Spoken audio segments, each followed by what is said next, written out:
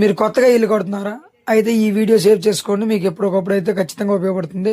Hi friends, నేను మీ electrician Sunil. ఈ building అయితే మనమైతే గాడీలు అయితే కొడుతున్నాం ఫ్రెండ్స్, ఎలక్ట్రికల్వి. అలాగే పైపులు కూడా పెట్టాం, చూడండి ఒకసారి. మనమైతే ఎలక్ట్రికల్ అంటే ఇల్లు కట్టేటప్పుడే మనం గాడి కొట్టేటప్పుడు ఏం చేయాలంటే ఖచ్చితంగా ఎలక్ట్రికల్ పాయింట్లు అనేవి ఖచ్చితంగా పెట్టుకోవాలి ఫ్రెండ్స్. వద్దు ఇప్పుడు వద్దు తర్వాత పెట్టుకుంటామంటే మళ్ళీ ప్లాస్టింగ్ అయిపోయిన తర్వాత గాడి కొట్టాలంటే చాలా ప్రాసెస్ అనమాట.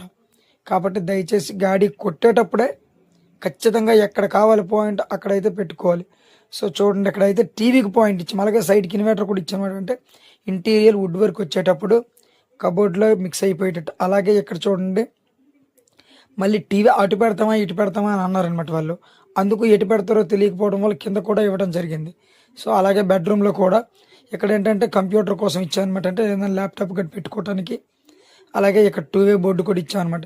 ఖచ్చితంగా ఎలక్ట్రికల్ పాయింట్లు ఎక్కడైతే ఉండాలో అక్కడ ఖచ్చితంగా పెడితేనే ఫ్రెండ్స్, లేదంటే మళ్ళీ రమ్మంటే రాదు. చూడండి, బాత్రూమ్ లోపలికి వెళ్ళడానికి 2-వే స్విచ్ కోసం కూడా బోర్డు అయితే పెట్టడం జరిగింది. సో ఇక్కడ చూడండి, డీబీ కూడా ఖచ్చితంగా పైపులు కూడా 2 పైపులు అయితే రన్ చేయండి ఫ్రెండ్స్. సింగిల్ పైప్ అయితే వైర్ అయితే టైట్ అయిపోతుంది.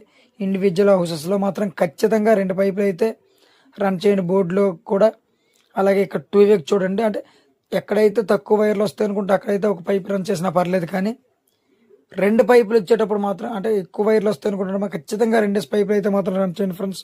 సో చూడండి, ఇక్కడ కూడా ఒకటి సర్వీస్ వైర్, అంటే మీటర్ ఇక్కడ బిగిస్తాం, ఇక్కడ నుంచి లైన్కి ఇవ్వడానికి ఒకటి, అలాగే మెయిన్ ఇవ్వడానికి ఒకటి అనమాట.